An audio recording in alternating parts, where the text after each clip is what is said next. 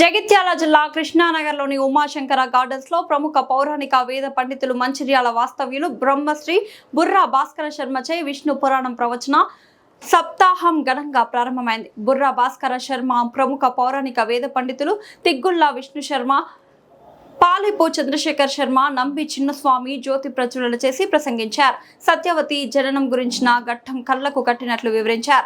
ఈనాటి కార్యక్రమంలో నిర్వాహకులు ఊటూరు అశోక్ కుమార్, రమాదేవి, ఊటూరు ఓంక, నవత దంపతులు మరియు సామాజిక కార్యకర్త తౌటు రామచంద్రం భక్తులు అధిక సంఖ్యలో పాల్గొన్నారు. వచ్చిన అతిథులు అందరికీ అల్పాహారం ప్యాకెట్స్ అందించారు.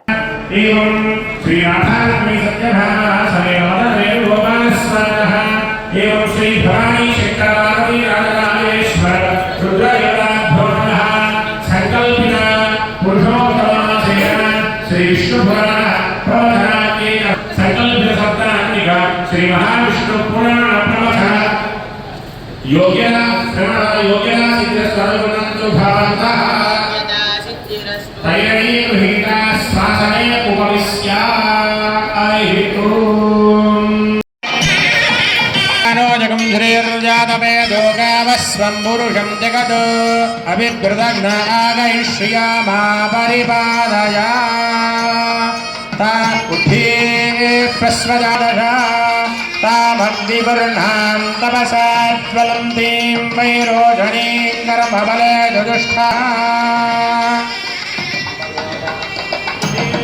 प्रस्वजातवेदो भग्नं निरुतिं ममार्णां तपसा ज्वलन्तीं वैरोजनीं कर्मफले जुजुष्टाभ्यो नमः ये ते गन्धाक्षत पुष्पैरभ्यर्च्या नमस्करोमि.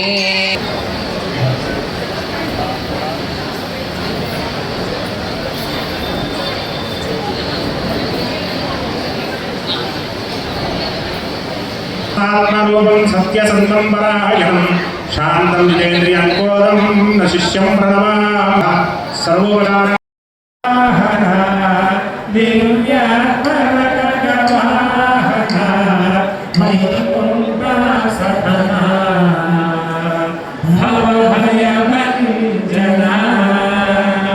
श्रीयुक्त श्रीकृष्ण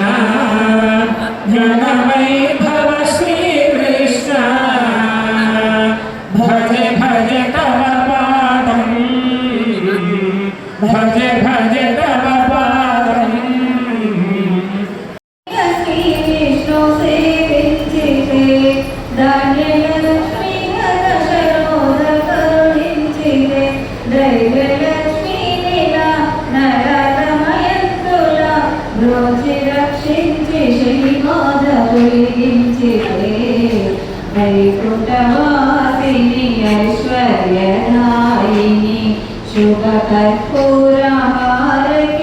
श्री विष्णु पत्नी अष्टलक्ष्मी गजलक्ष्मी गजन्मिंचे क्षीराब्धिलो संतानलक्ष्मी गजन पुनिसुतवेतिरि विजयलक्ष्मी लीला धर्मराधातुला कीर्ति धर्माल मोक्षंबु కలిగించితే వైకుంఠవాసిని ఐశ్వర్యదాయిని శుభకర్పూరహారతి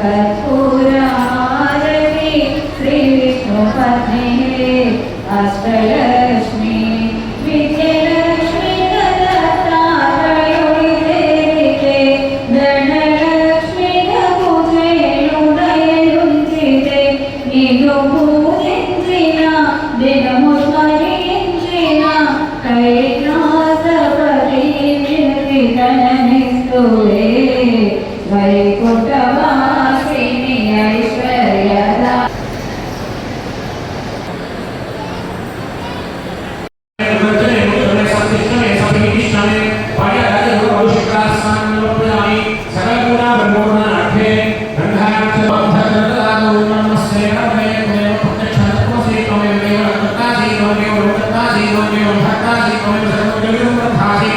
साक्षात्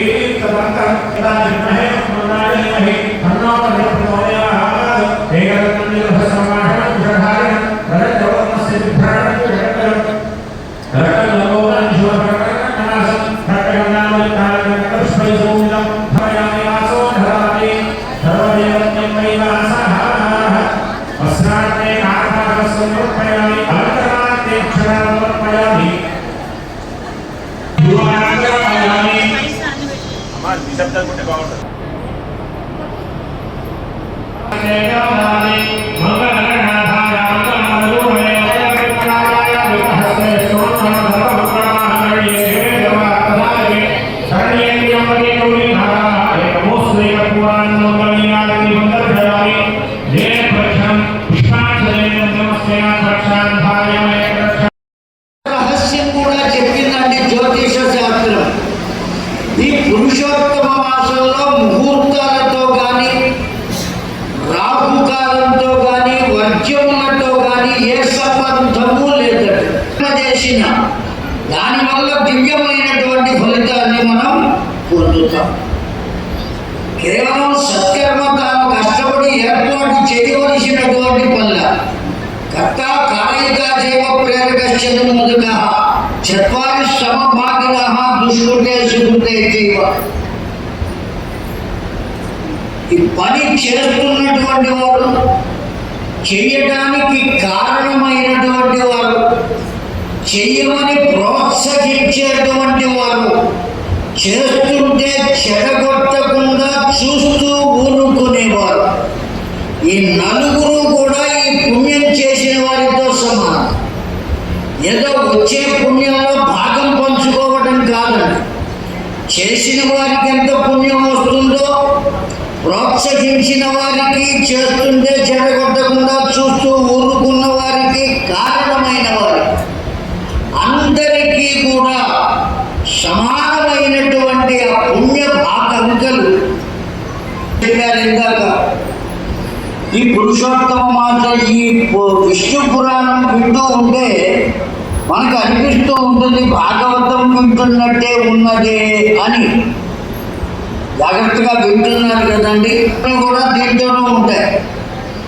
కాకపోతే భాగవతంలో చెప్పబడినటువంటి విషయాల కన్నా విష్ణు పురాణంలో ఇంకా ఎక్కువ విషయాలు చెప్పబడతాయి, మహత్తరమైన విషయాలు చెప్పబడతాయి. ప్రహ్లాద చరిత్ర, ధ్రువ చరిత్ర ఇవన్నీ భాగవతంలో ఒక రకంగా ఉంటే విష్ణు పురాణంలో ఇంకొక రకంగా ఉంటాయి. విష్ణు పురాణము అని పెట్టారు అంటే విష్ణువు అంటే సర్వవ్యాపకుడు అని అర్థం.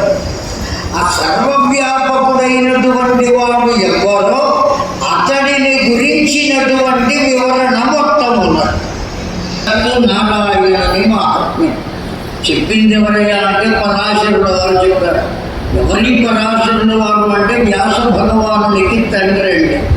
సామాన్యమైనటువంటి వాడు కాదు పరాశరుడు.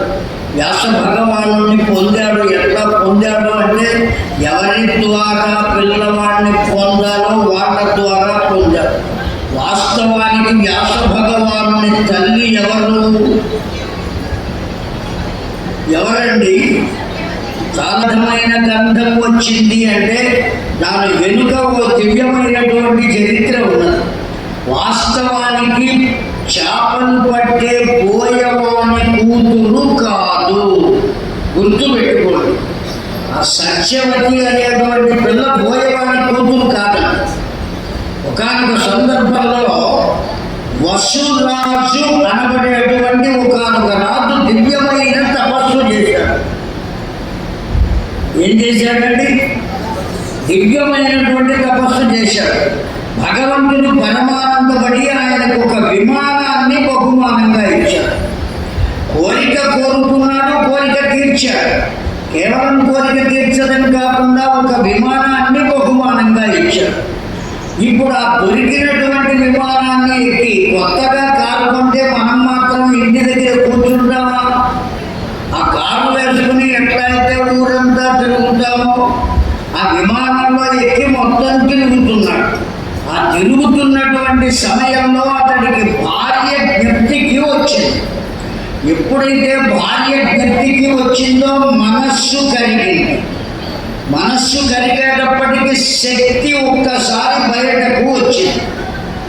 ఆ శక్తి బయటకు రాగానే ఆ శక్తిని ఒక ఆకును దొప్పలాగా చేసి ఆ దొప్పలో ఉంచారు. ఆ వీర్యము దొప్పలో ఉంచి దానికి మూట కట్టి భార్య వద్దకు పంపాడు ఒక డేగ ద్వారా. జాగ్రత్తగా వింటున్నారు కదండి, అర్థమవుతున్నదా? అయితే ఆ డేగ వెళ్ళే సందర్భంలో ఇంకొక డేగ చూచింది. ఈ డేగ దీని కాళ్లకు ఏమి కట్టబడి ఉన్నది? ఒక మూట వలె ఆకులతో కట్టబడి ఉన్నది.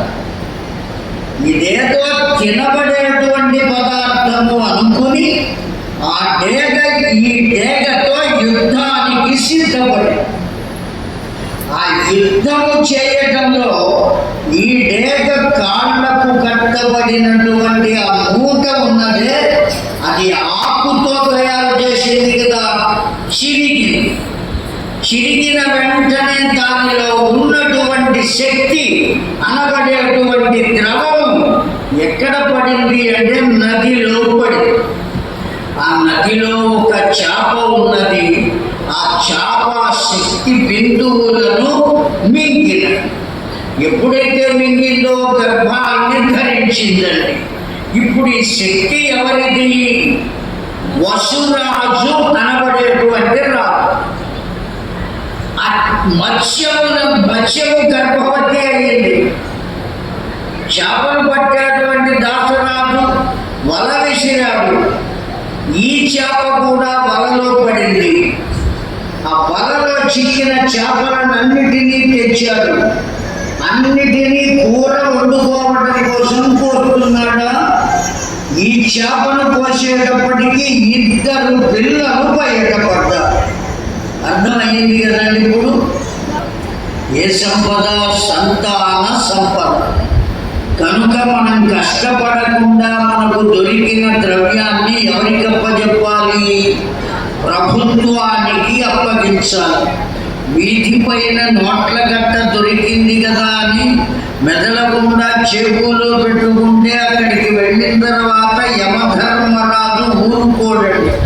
మన చేబుల నిండా పాములను నింపుతాట.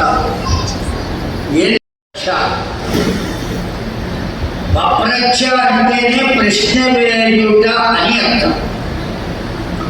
పరిపప్రచ్చ అంటే శ్రేష్టమైన ప్రశ్న వేయుట. శ్రేష్టమైన ప్రశ్న అంటే ఏమిటండి?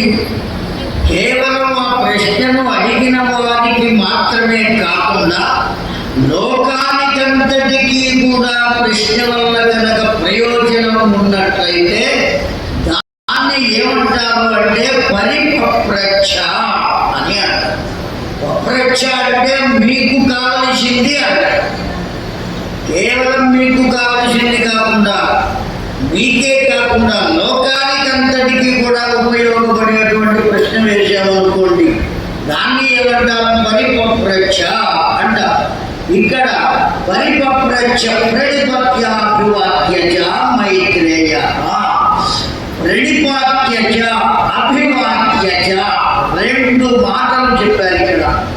అభివాద్యచ అంటే నమస్కరించాలంటే ఎట్లా నమస్కరించారు? ప్రణిపత్య పాదములకు నమస్కరించాలండి. పెద్దలు వచ్చినప్పుడు మనం ఎట్లా నమస్కరించాలి? ఆ గురువు గారు వచ్చారా హైదరాబాద్ నుంచి, కులాసగా ఉన్నారా అని ఇట్లా నమస్కారం పెట్టకూడదు. పురసా శిరసా మనసా వచసా తదా పద్భ్యాం కరాభ్యాం కర్ణాభ్యాం ప్రణామ అష్ట అంగ ఉచ్యతే. పాదములు అంటకుండా ప్రణామం చేయాలి. అలా ప్రణామం కనుక చేసినట్లయితే దివ్యమైనటువంటి ఆశీస్సులు లభిస్తాయి. పాదాలు ముట్టుకోవలసిన పని లేదు. సాష్టాంగ ప్రణామం మాత్రం చేయాలి. కేవలం పలకరించడం నమస్కారం కాదు. అనేక రకాలైనటువంటి నమస్కారాలు ఇవాళ రేపు లోకంలో చోటు చేసుకుంటున్నాయి. కనుకనే దాన్ని ఏమన్నారంటే అభివాద్యచ. పాదాల మీద పడి నమస్కారం చేస్తే దాన్ని ఏమంటారు? అభివాద్యచ అంటారు. పాదాల మీద పడడం. ఆ తరువాత ప్రణిపత్య, లేవకుండా నమస్కరించాడు. ఎప్పుడు లేవాలో తెలుసునా అండి? పాదాల మీద పడి నమస్కారం ఎప్పుడైతే చేశారో, ఎవరికి నమస్కరించారో వాళ్ళ భుజములు పట్టి పైకి లేపాలట. లేదా ఒకవేళ స్త్రీలు కనుక అయినట్లయితే అమ్మాయి ఇంకా లేతల్లి అని చెప్పాలి. ఉదాహరించవలసిన క్రియ ప్రతి మనిషికి ఉంటాయి. ఒక బ్రాహ్మణులకే కాదు, బ్రాహ్మణ, క్షత్రియ, వైశ్య, శూద్రులకు ఉంటాయి. 3 ఆన్నిహిక్యములలో ఉదయం మాకేం లేవు అనడానికి వీలు లేదని. క్షత్రియులకు ఉన్నది, వైశ్యులకు ఉన్నది, శూద్రులకు ఉన్నది. అయితే ప్రతి ఒక్కరూ ఈ మాట్లాడారు అనుకుందాం, అప్పుడు మౌనతత్వం కాస్తా పోతుంది. ఒక్క చిన్న మాట మాట్లాడతారు. అక్కడికి వచ్చి ప్రశ్న వేస్తున్నారు. ఆయన మొట్టమొదటి ప్రశ్న ఏమడిగాడు? త్వత్తోహి వేదాములైనటువంటి వేదములను మీ ద్వారా నేను అధ్యయనం చేశాను. కేవలం వేదములేనా? ఉపనిషత్తులు, శాస్త్రములు కూడా మీ వద్ద అధ్యయనం చేశాను. ఎన్ని శాస్త్రాలు? షట్శాస్త్రములు, 6 శాస్త్రములు ఉన్నాయి. ఈ 6 శాస్త్రాలు కూడా నేను అధ్యయనం చేశాను గురుదేవ. సర్వాణి తథంగాని యథాక్రమం. కేవలం శాస్త్రాలు, వేదములే కాదు, వాటి అంగములతో సహా పారాయణ చేశాను. నేను జాగ్రత్తగా విన్నాను. తత్ప్రసనాతన్ముని శ్రేష్ఠ శాస్త్రములను అధ్యయనం చేసిన వాళ్ళు ఉన్నారండి లోకంలో. కానీ మీకన్నా గొప్పగా శాస్త్రములను చెప్పగలిగిన వాళ్ళు ఇంకెవరూ లేరు. ఆ మైత్రేయుడు అంటున్నాడండి. ఏమని? అనేకమైనవి చదవవచ్చు, అనేక విషయాలు తెలిసి ఉండవచ్చు, కానీ ఎదుటి వారికి ఏ విధంగా చెబితే ఈ విషయములన్నీ బాగా హృదయంలోకి వెళ్ళి కూర్చుంటాయి అనే విషయం తెలిసి ఉన్నవాడే చెప్పగలుగుతాడు. నాకు అన్నీ వచ్చండి అన్నంత మాత్రం చేత చెప్పలేదు కదండి. అందరికీ కూడా నమస్కారాలు తెలియజేస్తూ వ్యాస భగవాన్ యొక్క స్వరూపంలో ఉన్నటువంటి బ్రహ్మశ్రీ భాస్కర శర్మ గారి యొక్క పాదపద్మలను స్పృశిస్తూ వచ్చినటువంటి భక్తులందరినీ కూడా స్వాగతిస్తూ, ఏదైనా ఒక కార్యక్రమాన్ని చేయాలంటే సత్సంకల్పం ఉండాలి. అంటే మనస్సులో మంచి చేయాలనే ఆలోచన ఉంటే మనం చేసే ప్రతి దాంట్లో భగవంతుడైనవాడు మన వెంబడి ఉండి, మన నీడ ఎలాగైతే మన వెంబడి వస్తుందో అలాగే మన వెంబడి కూడా భగవంతుడైనవాడు ఉండి మనల్ని నిత్యం కాపాడుతూ ఉంటాడు. 18 పురాణాలు రచించారు వ్యాస భగవాన్. దానికి ఒక చిన్న శ్లోకాన్ని కూడా చెప్తారు పెద్దలంతా. మద్భయం భద్భయం చేవ భద్రయం చతుష్టయం అన్న. ఈరోజు జగదాలయ పట్టణంలో ఒక విశేషమైనటువంటి కార్యక్రమానికి విచ్చేసినటువంటి భగవత్ బంధువులందరికీ కూడా స్వాగతం, సుస్వాగతం. ఎందుకు విశేషం అంటే, నిన్నటి నుండే మనకు ఒక అధిక మాసం అనే మాసం ప్రారంభమైంది. జూన్ 15 దాకా అధిక మాసం. మరి అధిక మాసంలో ఈ అధిక మాసము సూర్యచంద్ర గమనాలను బట్టి 3 సంవత్సరాలకు 33 రోజులు మిగులుతాయి. ఆ 33 రోజులను కలిపి అధిక మాసంగా చెప్పబడుతూ ఉంది. మరి అధిక మాసాన్ని, ఈ అధిక మాసంలో గృహప్రవేశాలు లేవు, వివాహాలు లేవు, శుభకార్యాలు ఏవి కూడా లేవు. అప్పుడు ఈ మాసాన్ని పాపం అందరూ కూడా బాగా తిట్టుకుంటున్నారట. అప్పుడు వెంటనే మాసదేవత వెళ్ళి అఖిలాండ కోటి బ్రహ్మాండ నాయకుడు, నిత్య సత్యచిత్ ఆనంద స్వరూపుడు, వైకుంఠవాస అయినటువంటి ఆ శ్రీమన్నారాయణ, మరి అటువంటి పురుషోత్తమ మాసంలో ఇచ్ఛాశక్తి, జ్ఞానశక్తి, క్రియాశక్తితో వచ్చినటువంటి మీ అందరికీ కొంత ఆలస్యమవుతుందని గురువు గారికి తెలుసు, అందరికీ తెలుసు. మరి గురువు గారి గురించి చెప్పాలంటే వారు ఎన్నో రంగాలలో మాకంటే వారికి సాష్టాంగ ప్రణామాలు మనమంతా కూడా అర్పించుకుంటూ పురుషోత్తమ మాసంలో ఈ యొక్క కార్యక్రమం నడుస్తూ ఉంది. మరి నిజంగా చెప్పాలంటే మన జగదాలయ పట్టణం ఈరోజు ఈ ఉమాశంకర్ గార్డెన్లో ఇది నైమిషారణ్యం. ఇప్పుడు మీరంతా ఆయన సూత మహర్షి అయితే మీరంతా శౌనకాది కోను గతించినటువంటి పెద్దల పేర్ల మీద జలదానం చేయండి. కొన్ని దానాలు చెప్పారు. 33 అపూపలు అంటే ఉబ్బడాలంటారు, ఇంకా రకరకాలు చెప్తూ ఉంటారు. 33 మన చేతితో చేసినటువంటి ఈ సీజన్లో దొరికే ఫలాలు ఏది పడితే అది కూడా దానానికి చేయకూడదు. అదేవిధంగా జలదానం శ్రేష్టం, అన్నదానం శ్రేష్టం. అదేవిధంగా ఈ యొక్క మాసము జూన్ 15 దాకా ఎటువంటి శుభకార్యాలు అనేది మన యొక్క పూర్వజన్మ సుకృతం. అటువంటి ఆయన వయస్సుకు గౌరవం ఇస్తూ దయచేసి పురాణం ప్రారంభమైన తర్వాత కర్ణపిశాచి అయినటువంటి సెల్ ఫోన్లను సైలెంట్లో పెట్టండి. లేకుండా ఇది అష్టాదశ పురాణాలలో భగవంతుడైనటువంటి శ్రీమన్నారాయణ యొక్క విశిష్టతను, విష్ణు భగవాన్ యొక్క స్వరూపాన్ని అనేక విషయాలు వారు చెప్తూ ఉంటారు. ఆ విషయాలను విని ఇవాళ విన్నటువంటి వాళ్ళు రేపటి వరకు కనీసం 5 మంది దొరుకుని రావాలి. ఈ హాలు సరిపోకూడదు. పరబ్రహ్మ స్వరూపం ఒక కలశ రూపంలో ఒక ఆరాధన చేసుకుంటే సాక్షాత్తు వ్యాసుని రూపంలో వచ్చినటువంటి ఒక విష్ణుమూర్తి ఇక్కడ కూర్చొని ఉన్నారు. వారి యొక్క దివ్య చరణాబ్జములకు శతద సహస్రద వందనాలు సమర్పిస్తూ నాకు ఇచ్చింది 2 నిమిషాలు. తినబోయే ముందు పండు రుచి ఎందుకని మనం వినేటువంటి యొక్క భగవత్ కథను వినే ముందు దాని గురించి మనం తెలుసుకోవడం మనకు ఉన్నటువంటి ఒక పరిజ్ఞానానికి పరాకాష్ఠ. అయితే ఇప్పటిదాకా చెప్పినారు పెద్దలు మలమాసం అనేది తిథివార నక్షత్రాలు ఏవైతే ఉన్నాయో వాటి యొక్క గణన రోజులలో తిథులలో మారి అధికంగా వచ్చింది కనుక ఎవరిని సేవిస్తే ఎవరి దివ్య చరణాబ్జములు పట్టుకుంటే మరి అటువంటి మాసానికే అంటినటువంటి ఒక మాలిన్యం పోయిందో, ఎన్ని జన్మల నుంచో మనం జన్మను ఎత్తుతున్నాం.